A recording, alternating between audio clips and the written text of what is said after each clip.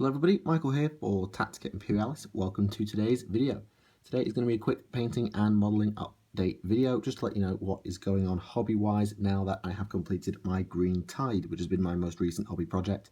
If you wish to take a look at that, there will be a link in the description for a full showcase.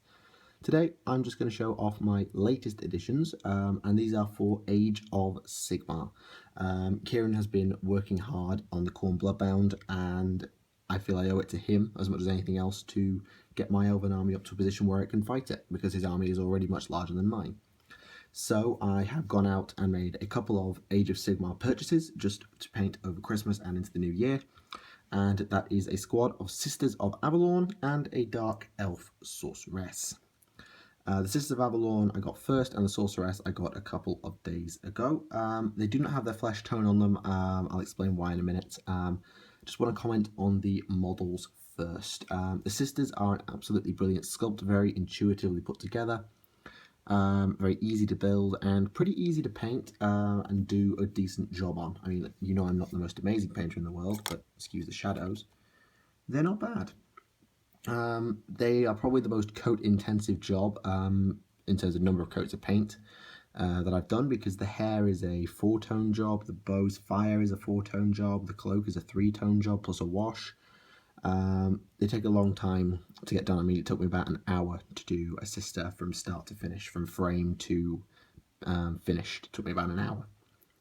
The High Sister has an extra couple of coats, but I did not build her hair up from brown like the others. I started her pure blonde, which is my mistake. I might actually redo her hair, get it back to the same as the other sisters, or possibly do it white. I'm not sure yet, but I don't think the Court of Avalorn would keep the old guard around for that long.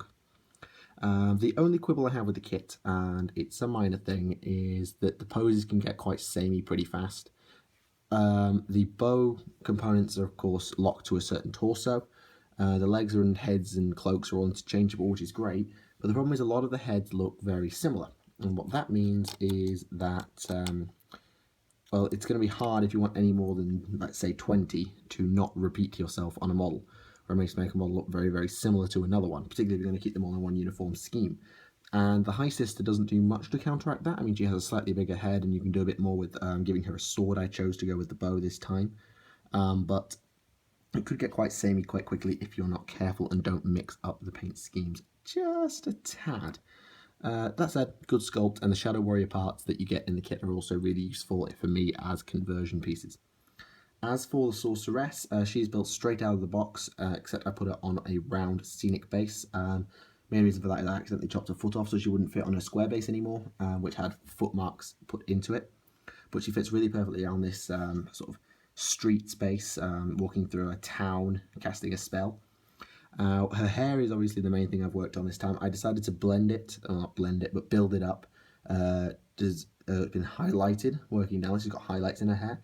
So it started off with jet black, and then built up to 2 coats of brown, kind of similar to the Sister's hair. It went through reds and oranges before coming to rest at yellow at the tips.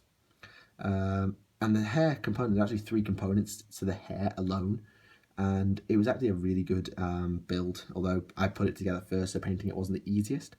But that said, I really do quite like that sculpt, and painting it is really quite fun.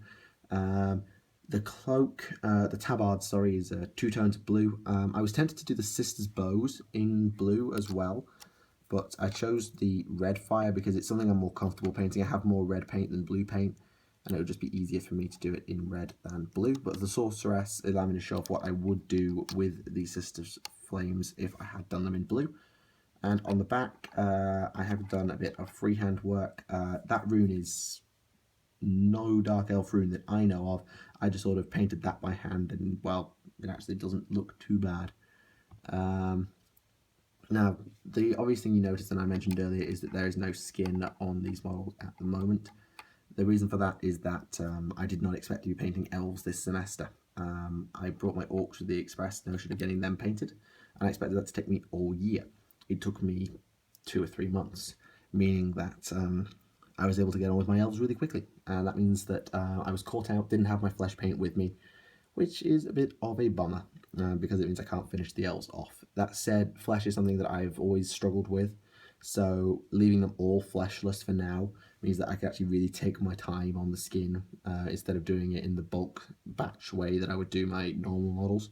So I can really take my time with the sorceress and the sisters to make them work. In terms of future stuff, I'm going to continue expanding both high and dark elf armies. I have about 200 wounds of high elves and about 85 wounds exactly of dark elves. So the plan from here is to expand both those armies. My aim is to get the high elves up to 300 wounds and the dark elves up to 150. That might not be done by the end of the semester. In fact, I highly doubt it will be done by the end of the semester, even adding in things like monsters and heroes, which bulk out quite a few wounds each. I think my realistic target for this semester is to get the Dark Elves up to... I could probably get the Dark Elves up to 150 if I really pushed it, but I think the Dark Elves I'm going to aim to get them to about 120, and the High Elves to...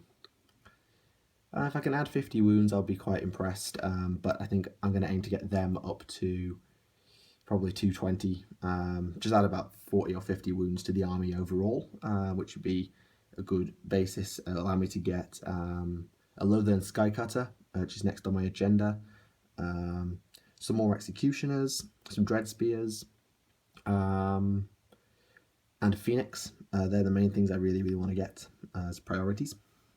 From there, probably a War Hydra, because Dark Elves are known for their big monsters, and having a War Hydra would be a pretty nice choice. Plus, it would give me a chance to do some fancy scale work in a lot larger scale than the cold ones and really go to town on it. From there, I'm actually thinking of completing the Elven Trilogy and doing a small Wood Elf force. You won't have seen it, but I have a poster on my wall now, which is a Wood Elf poster from our local Games Workshop's birthday raffle. And it's a really pretty picture, and it's kind of got me inspired to do a small Wood Elf force, mainly based around treants and animalistic things, something along those lines. And that will combo quite nicely with the Sisters of Avalon, who are quite forest-based, and then I can add a Handmaiden, Alariel, Orion, and such, and complete that little segment of the army. There'll be Treekin, Branch Wraiths, but it'll be mainly focused on Dryads, and then a couple of Tree Men, maybe Durthu, but I'm not sure, I haven't read his rules yet. And that's it. That is you completely up to date with my hobby plans for the next 6 to 12 months, probably. The Wood Elves probably will not be done until next year. Probably 2017 is the year of the Wood Elf. But for now, that is it. Of course, I still have my Orcs vying for my attention. I have got a Death Dread for them, which is painted up. I haven't neglected them at all, but I'm going to just give the Dark Elves and High Elves a bit of love until they're up to a decent standard, because Kieran's army will always be larger than mine now. Anyway, thank you very much for watching. I do hope you enjoyed the video. Make sure to leave a like if you did. Leave me comments down below suggesting units I could buy. Maybe some help on painting skin. Not too complex, but just a good way to get skin done well for elves. Feel free to leave me a link in the comments or something like that. And yeah, thank you very much for watching. My name is Michael for Tactica Imperialis, and until the next time, I will see you all again, folks. Bye for now.